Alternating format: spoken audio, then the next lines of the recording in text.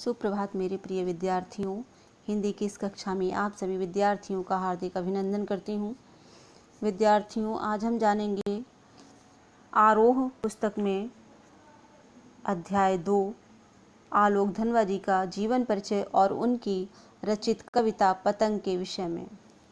तो सर्वप्रथम हम आलोक धनवा जी का जीवन परिचय जान लेते हैं। जन्म सन 1948 ईस्वी, मुंगेर बिहार।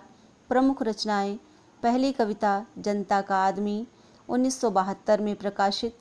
उसके बाद भागी हुई लड़कियां, ब्रूनो की बेटियां से प्रसिद्धि, दुनिया रोज बनती है एकमात्र संग्रह।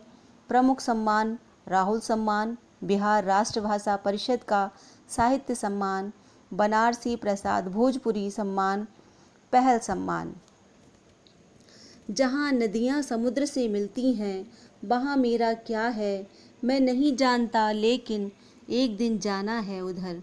7वें-8वें दशक में कवि आलोक धनवा ने बहुत छोटी अवस्था में अपनी गिनी चुनी कविताओं से अपार लोकप्रियता अर्जित की। सन 1972-1973 में प्रकाशित इनकी आरंभिक कविताएं हिंदी के अनेक गंभीर काव्य प्रेमियों को जवानी याद रहीं। आलोचकों का तो मानना है कि उनकी कविताओं ने हिंदी कवियों और कविताओं को कितना प्रभावित किया, इसका मूल्यांकन अभी ठीक से हुआ नहीं है। इतनी व्यापक ख्याति के बावजूद, या शायद उसी की वजह से बनी हुई अपेक्षाओं के दबाव के चलते, आलोक धनवा ने कभी थोक के भाव में लेखन नहीं किया। सन 72 से लेखन आरंभ करने के बाद उनका पहला और अभी तक का एकमात्र काव्य संग्रह सन 98 में प्रकाशित हुआ।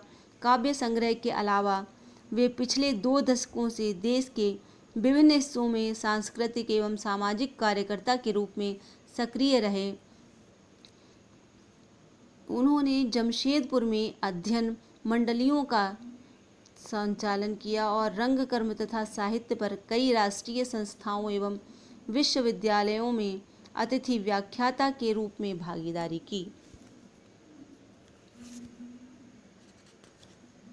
पाठ्यपुस्तक में ली गई कविता पतंग आलोक धनवा के एकमात्र संग्रह का हिस्सा है।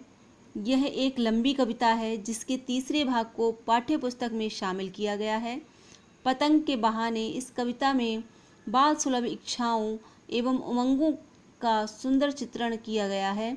बाल क्रियाकलापों एवं प्रकृति में आए परिवर्तन को अभिव्यक्त करने के लिए सुंदर बिंबों का उपयोग किया गया है। पतंग बच्चों की उमंगों का रंग बिरंगा सपना है। आसमान में उड़ती हुई पतंग ऊंचाइयों की वे हदें हैं, बाल मन जिन्हें छूना चाहता है और उसके पार जाना चाहता है।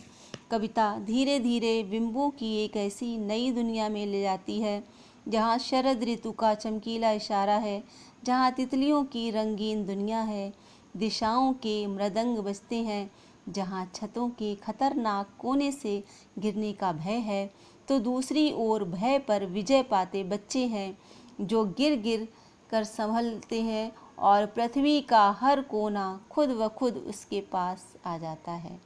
वे हर बार नई नई पतंगों को सबसे ऊंचा उड़ाने का हौसला लिए फिर भादों के बाद के शरद की प्रतीक्षा कर रहे हैं। क्या आप भी उनके साथ हैं? पतंग सबसे तेज बौछारें गई, भादों गया सबेरा हुआ, खरगोश की आँखों जैसा लाल सवेरा, शरद आया पुलों को पार करते हुए, अपनी नई चमकीली साइकिल तेज चलाते हुए, घंटी बजाते हुए, ज़ोर ज़ोर से चमकीले इशारों से बुलाते हुए, पतंग उड़ाने वाले बच्चों के झुंड को चमकीले इशारों से बुलाते हुए और आकाश को इतना मुलायम बनाते हुए कि पतंग ऊपर उठ सके, दुनिया की सबसे हल्की और रंगीन चीज़ उड़ सके, दुनिया का सबसे पतला कागज़ उड़ सके, बाँस की सबसे पतली कमानी उड़ सके, कि शुरू हो सके सीटियों, किलकारियों और तितलियों की इतनी नाजुक दुनिया। जन्म से ही वे अपने साथ लाते हैं कपास, पृथ्वी घूमती हुई आती है, उनके बेचैन पैरों के पास जब वे दौड़ते हैं बेसुध, छतों को भी नरम बनाते हुए, दिशाओं को मृदंग की तरह बजाते हुए, जब वे पेंग भरते हुए आगे चलते हैं डाल की लचीले बेग से, अक्सर छतों के खतरनाक किनारों तक उस समय गिरने से बचाता है उन्हें सिर्फ उनके ही रोमांचित शरीर का संगीत।